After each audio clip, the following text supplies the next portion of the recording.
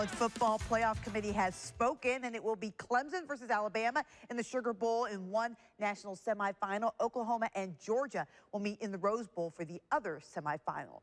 Clemson was the #1 team in the final rankings, followed by Oklahoma, Georgia, and Alabama. The winner of the two semifinals will meet in the College Football National Championship game January 8th in Atlanta. There are 4 other big bowl games which round out what is known as the New Year's Six Bowls, although they aren't really played on New Year's, but I digress.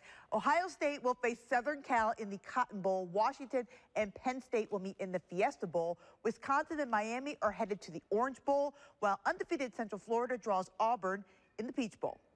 Virginia Tech, Virginia, and Appalachian State were all bowl eligible, and after the big bowl games were announced, their fates began to fall into place.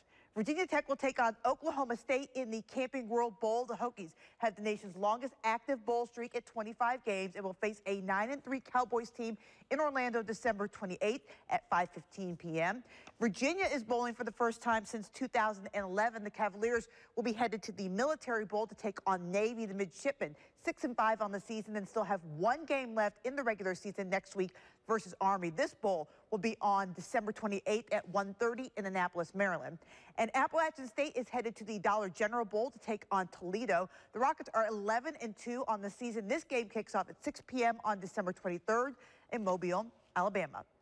If you want something to take your mind off the soap opera that is Tennessee football, look no further than the Tennessee basketball program. The Vols were 5-1 on the season heading into the day, and their only loss came to a top 5 team in Villanova.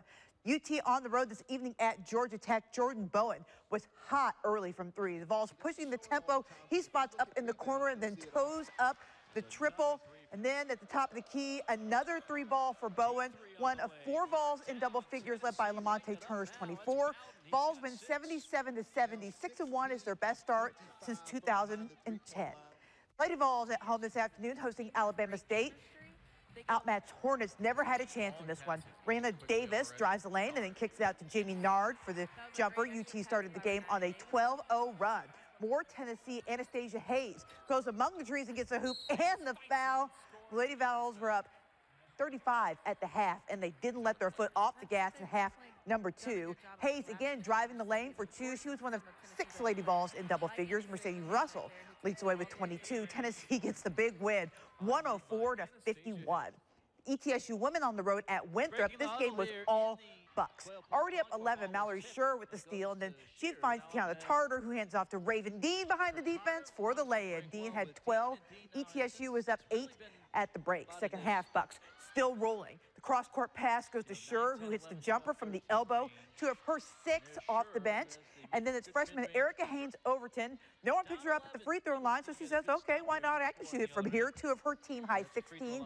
Tarter also had 16 in a 74-63 ETSU win.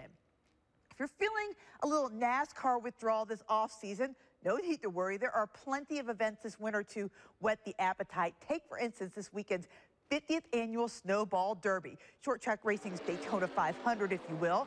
Dozens of drivers taking on the Five Flags Speedway in Pensacola, including NASCAR names like Harrison Burton, Corey LaJoie, and Noah Gragson, and of course, the guy who won the whole thing, Kyle Busch. Busch started the race 15th. We had a really strong car in the long run. We outran those guys. We were able to drive through there and pass them, and it wasn't a short sprint to the end, you know, and on tires or anything like that. So just couldn't be more proud of my guys and everybody on this team and for what all they do and how much hard work they do. This is Busch's 2nd career Snowball Derby win. And that is a look at sports. Chris will be back with one final look at the forecast after the break.